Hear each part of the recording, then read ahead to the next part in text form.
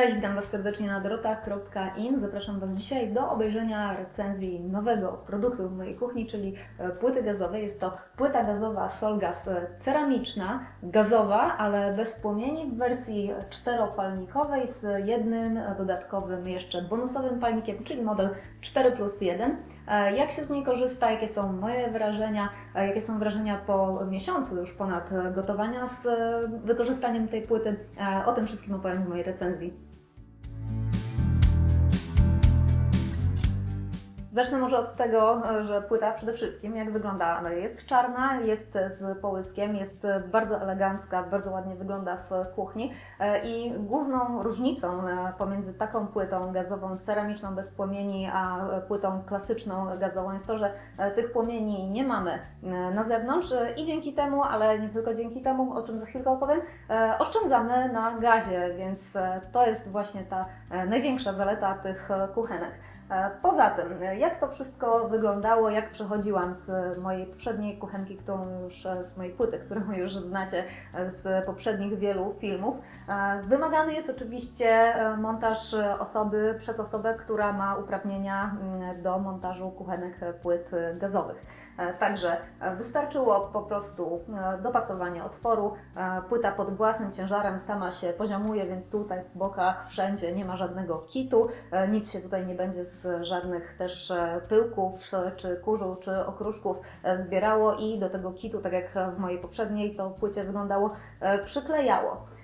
Poza tym po montażu, montaż ogólnie wymaga też troszeczkę więcej tak naprawdę tutaj pod spodem miejsca niż w przypadku klasycznej płyty, dlatego że ona jest troszeczkę głębsza i też wymaga wentylacji, o czym za chwilę opowiem. Także musiałam zrezygnować, troszeczkę obniżyć piekarnik i zrezygnować z szufladki, którą miałam na samym dole. Zamiast tej szufladki tutaj po prostu jest teraz wykorzystana jej powierzchnia do tego, żeby była wentylacja pod płytą. Płyta wymaga zasilania, żeby odpalić iskrę, wymaga zasilania z gniazdka elektrycznego i tutaj u mnie na wsi często nie ma prądu. Zdarza się, że przy każdej praktycznie burzy, jak gdzieś ten piorun mocniej uderzy, to prądu nie ma. Dlatego mam do niej jeszcze osobno taki awaryjny zasilacz i to jest też bardzo duża zaleta, że takie zasilacze są do tych płyt opcjonalnie dostępne, że można sobie podłączyć do takiej płyty ten zasilacz i nawet jeśli prądu nie będzie przez 2 dni, co może mieć oczywiście w przypadku jakichś większych awarii miejsce, to przez 2 dni mogę gotować i ta płyta mi się będzie odpalać. No nie ma tutaj, tak jak w przypadku klasycznej gazowej z płomieniami, możliwości odpalenia sobie zapałką albo palnikiem, bo to wszystko jest pod spodem. Przy pierwszym włączeniu płyta się uruchamia razem z wentylatorem, ale tylko pierwszy raz po instalacji, żeby wszystko się jeszcze tam pod spodem, w razie czego przez ten wentylator też jeszcze wywiało, jeśli zostały jakieś pyłki, to jest tylko jeden raz. Natomiast potem też ten wentylator w niej się włącza na przykład po gotowaniu, żeby też tam się wszystko schłodziło, żeby się pod spodem cała powierzchnia nie nagrzewała. No dobra, włączamy. Bardzo prosta jest obsługa, dlatego że jest to bardzo intuicyjne. Są 4 przyciski odpowiednio do 4 poszczególnych palników. Włącza się przycisk, ten palnik, czyli ten przycisk, troszeczkę inne rozstawienie niż w mojej poprzedniej kuchence, więc się trzeba było przyzwyczaić. I teraz tutaj jest dotykowy panel, który steruje mocą od 1 do 9, czyli 9-stopniowe ustawianie jest. I to jest bardzo fajne, że nie trzeba się przeklikiwać co jeden krok, tylko po prostu za pomocą palca się w odpowiednie miejsce dotyka. Albo można też i przesuwać, jak widzicie, i się po prostu moc reguluje tak, jak tego chcemy. No dobra, na razie wyłączę do 0. Jest możliwość blokady, żeby na przykład nie mogło takiej płyty włączyć dziecko, czyli 2 razy naciska się na kluczyk i płyta jest zablokowana. Teraz 2 razy z powrotem się naciska, jest odblokowana. Tutaj ja bym zrobiła to troszeczkę bardziej, powiedziałabym, skomplikowane. A dlaczego? Dlatego, że te 2 razy można nacisnąć w takich przerwach trochę dłuższych, to może nie masz takiego znaczenia teraz, jak o tym mówię, ale w momencie, kiedy się płytę na przykład wyciera ściereczką, to zdarza się, że ona się odblokowuje i z powrotem zablokowuje, pod wpływem też dotyku ścierki. To, co jest tutaj jeszcze dodatkową, fajną funkcją, która bardzo mi się podoba, to jest możliwość ustawienia czasu, czyli włączam sobie na przykład tym razem ten palnik, ustawiam sobie wybraną moc, taką jaką chcę i ustawiam sobie teraz minutnik. I ten minutnik, no tutaj już się trzeba przeklikiwać co jeden, ale jest na szczęście dosyć też łatwo to zrobić. I teraz tak, jeśli ustawię sobie na przykład na 25 minut, to ta płyta po 25 minutach gotowania sama się wyłączy i da też sygnał dźwiękowy, dosyć głośny sygnał dźwiękowy, że można go usłyszeć też z innego pokoju, jeśli się jest, dający znak, że po prostu skończyła gotowanie. To jest bardzo przydatne rozwiązanie na przykład teraz w sezonie letnim, jak ustawia się do gotowania bardzo powolnego konfitury, czy powidła, czy dżemy. To jest też bardzo przydatne, kiedy na przykład gotuje się rosół. Oczywiście moja rekomendacja jest taka, żeby z tej funkcji korzystać wtedy, kiedy gotuje się na troszeczkę mniejszej mocy, czyli ta zupka sobie tak delikatnie pyrka, to wtedy tak. Natomiast jeśli gotujecie coś na dużym bulgotaniu, to już oczywiście, no ja bym osobiście jednak nie radziła, bo łatwo wtedy o to, że się zapomni, że się coś takiego tutaj gotuje i to może się wylać, wybulgotać, ale o tym też za chwilę wyparować. Chciałam też opowiedzieć o tym, jak są rozstawione palniki na kuchence. Tutaj się akurat ten grzeje, może na razie go sobie z powrotem wyłączę. Są 4 palniki i rozstawienie jest nietypowe, powiedziałabym, dlatego że tak, 2 mniejsze są z tyłu, natomiast 2 większe są z przodu, czyli odwrotnie niż w mojej poprzedniej kuchence i odwrotnie niż to z reguły w kuchenkach ma miejsce. Więc tak, jeśli rozstawimy 4 garnki, no to tak naprawdę tutaj z przodu mamy te większe, żeby się dostać do tych mniejszych, to trzeba tak troszeczkę manewrować z boku. To nie jest aż takie wcale kłopotliwe tak naprawdę, ale jednak wygodniej by było, gdyby to było odwrotnie. Natomiast no też nie do końca się da, dlatego że konstrukcja płyty jest taka, że tutaj pomiędzy tymi 2 małymi palnikami jest jeszcze ten bonusowy jeden, ta powierzchnia grzewcza, która się po prostu nagrzewa z pozostałości jakby tego ciepła, które służyło do rozgrzania płyty. Więc to ciepło jest wyłapywane i można je wykorzystać jako taką bezpłatną powierzchnię grzewczą, troszeczkę tak jak na kuchniach węglowych na przykład, że było palenisko, pod którym było najcieplej na kuchni, a gdzieś tam już kawałek dalej na tej kuchni było troszeczkę chłodniej, ale ciągle jeszcze były też te miejsca na tyle ciepłe, że można było sobie odstawić garnek z zupą i na przykład ona się podgrzewała, a w tym czasie kończyć sobie gotować drugie danie. Więc to ma właśnie taki cel. Ta powierzchnia nie rozgrzewa się tak, żeby zagotować na niej na przykład wodę. Nie. Ona służy po prostu do podgrzewania tego, co już zostało ugotowane, do odsunięcia sobie garnka i do dokończenia gotowania innych potraw na pozostałych palnikach. Jeśli używaliście płyt klasycznych, gazowych, czyli takich z palnikami na wierzchu, z płomieniami, to pewnie zauważycie różnicę, dlatego że tam bardzo szybko nagrzewa się garnek, no bo jest po prostu bezpośrednio postawiony na ogniu. Natomiast ten ogień też, to ciepło rozchodzi się na boki. Tutaj z kolei rozgrzewa się dokładnie tylko ta powierzchnia, która jest powierzchnią grzewczą, czyli obok tutaj już jest, zobaczcie, przed chwilą to się grzało, tu się jeszcze świeci, że jest H, czyli hot, gorąco, a ja dotykam palcem tutaj. I tutaj już jest chłodno, tutaj już nie jest ciepło i tutaj się nie poparza, tutaj już bym się nie odważyła przyłożyć ręki.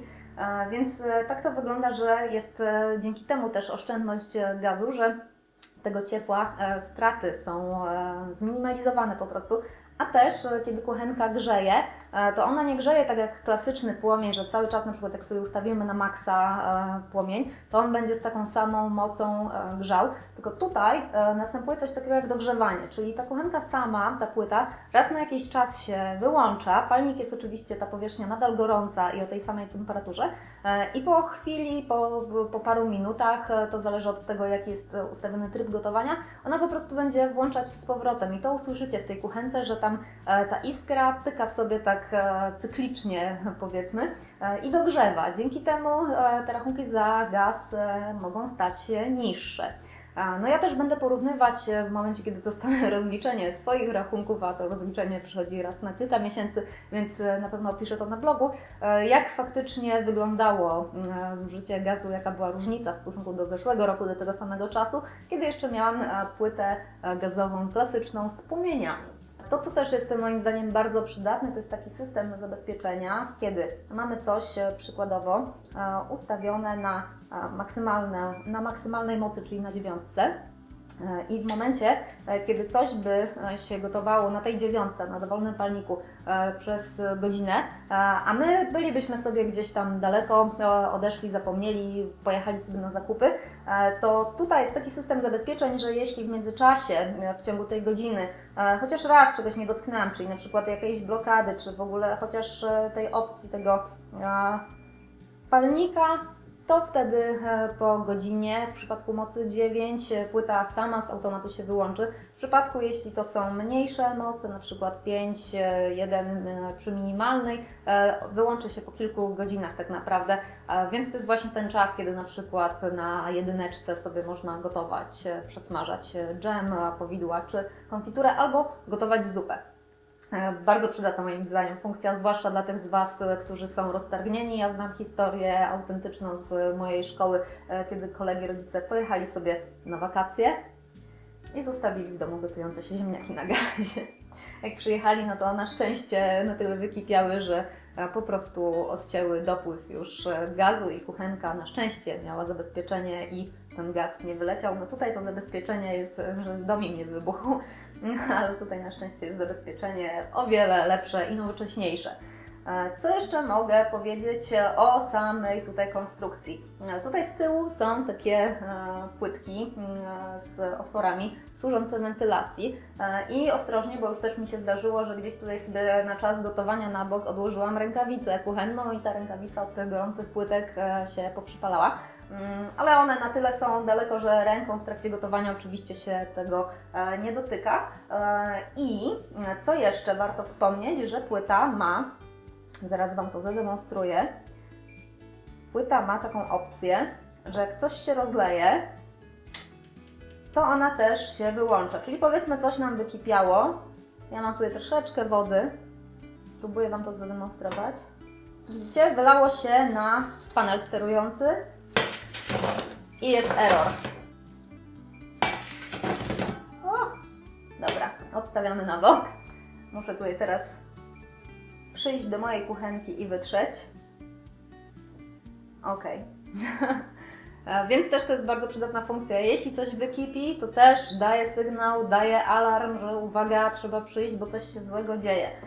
Jeśli by coś się zdarzyło takiego, że wykipiałoby coś no jakoś już bardzo mocno tak naprawdę, chociaż te większe rzeczy gotują się tak naprawdę z przodu, ale jeśli zakładamy, że gotuje się coś z tyłu i też wykipi i poleci na przykład jakimś cudem tam, chociaż też jest to wszystko pod kątem i troszeczkę wyżej, żeby takim rzeczom zapobiegać, ale w tych skrajnych już przypadkach, to jeśli to jest niewielka ilość, czyli na przykład wyparowało, wykipiało około 1/4 szklanki jakiegoś sosu czy zupy, to po prostu się tam wypali, wyparuje pod wpływem wysokiej temperatury, samo z siebie się pozbędzie.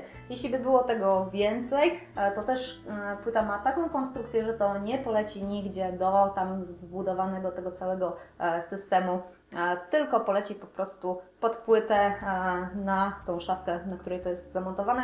I w najgorszym wypadku, no nie wzywamy na szczęście wtedy nikogo do naprawy płyty, bo ona się nie psuje, ale w najgorszym wypadku mamy po prostu dużo sprzątania, czyli to, co się dzieje w przypadku, kiedy naprawdę na dowolnej już kuchence coś może wykipieć.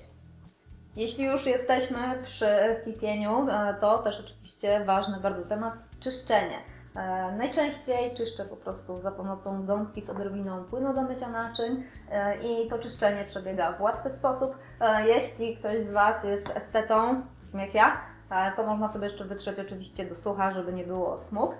Natomiast czyszczenie przebiega naprawdę w łatwy sposób i widzicie, teraz właśnie zablokowałam Także to jest właśnie takie coś, co uważam, że można by było ewentualnie trochę poprawić, na przykład przy następnych modelach.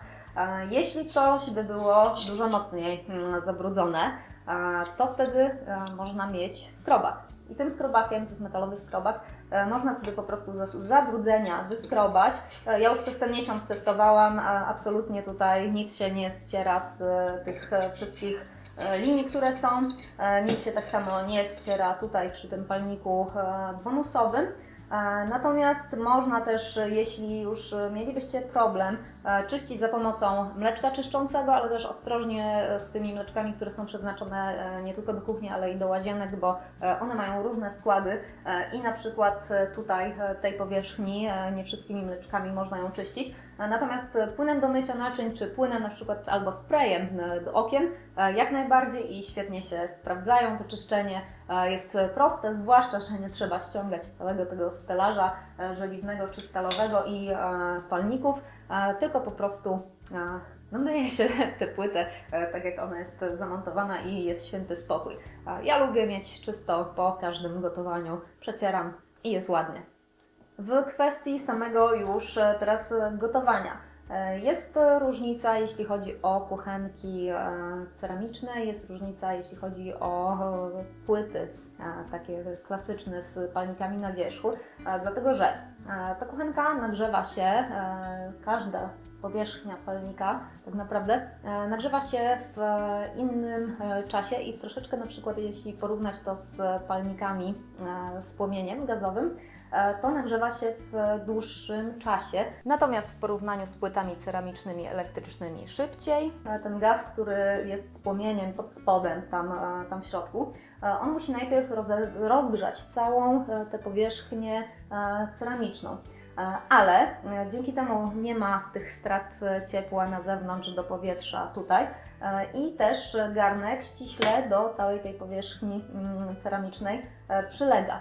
W przypadku garnków aluminiowych, w przypadku garnków też stalowych, to rozgrzewanie przebywa troszeczkę dłużej. To nie są jakieś bardzo długie czasy. Natomiast jeśli chodzi na przykład o takie patelnie żeliwne czy garnki żeliwne, no to tutaj już faktycznie to rozgrzewanie jest różnica, więc to, co ja polecam, to stosowanie naczyń żeliwnych do potraw, które wymagają jakiegoś dłuższego przygotowywania, dłuższego duszenia, dłuższego czasu smażenia. A jeśli jest coś, co mamy przygotować szybko, szybkie obiady, proste przepisy, to wtedy lepiej garnki albo emoliowane z aluminium w środku, albo stalowe, albo też mam bardzo fajny patent, dlatego że ja mam łok, który jest łokiem aluminiowym z powłoką ceramiczną. I też fajna sprawa jest taka, że akurat jego spód dokładnie pasuje do tego palnika tutaj, do tych dwóch palników. I to, co też mogłoby być troszeczkę inaczej, moim zdaniem, to właśnie rozmiar przynajmniej jednego przedniego palnika. Dlatego, że one oba są palnikami średnimi. Brakuje jednego takiego trochę jeszcze o 3 cm na przykład szerszego. A kiedy brakuje? Brakuje właśnie wtedy, kiedy jest jakaś duża patelnia i w momencie, kiedy ona się rozgrzewa, to rozgrzewa jej się najpierw tutaj ten środek, a dopiero później boki. Można się trochę zniecierpliwić, można po prostu też kombinować się i na przykład przestawiać ją tak, żeby rozgrzała się w kilku miejscach. No nie ma tego przy klasycznej płycie. To przebiega akurat w takiej płycie sprawniej. Zrobiłam taki test porównawczy i gotowałam 1 litr wody. 1 litr wody właśnie w tej patelni tutaj, 1 litr wody w tym garnku, na tym palniku i 1 litr wody w garnku stalowym na tym palniku malutkim. No i te czasy były zagotowania się wody na maksymalnej mocy na 9. Te czasy były zaskakujące. Ciekawa jestem, jakie są Wasze wrażenia w tej kwestii. Ja jestem z tej płyty zadowolona. Jestem zadowolona dlatego, że po pierwsze ona jest wygodna, jest intuicyjna. To jest coś nowoczesnego, co umożliwi mi przede wszystkim zaoszczędzenie na rachunkach i na tym, jakie mam zużycie gazu w moim domu. No i to, że właśnie można sobie ustawiać w niej te timery, że ona się sama wyłącza w momencie, kiedy człowiek jest zapracowany, kiedy nie ma czasu, żeby stać bardzo długo w kuchni, to po prostu bardzo mu ułatwia życie. Jeśli macie jakieś pytania, jeśli chcecie wiedzieć jakieś jeszcze inne, dodatkowe szczegóły, to dawajcie mi znać w komentarzach. Na blogu też, na dorota.in znajdziecie szczegółowy opis do poczytania, jeśli wolicie recenzję w wersji do poczytania. Dzięki Wam serdecznie za uwagę i do zobaczenia w kolejnych filmach.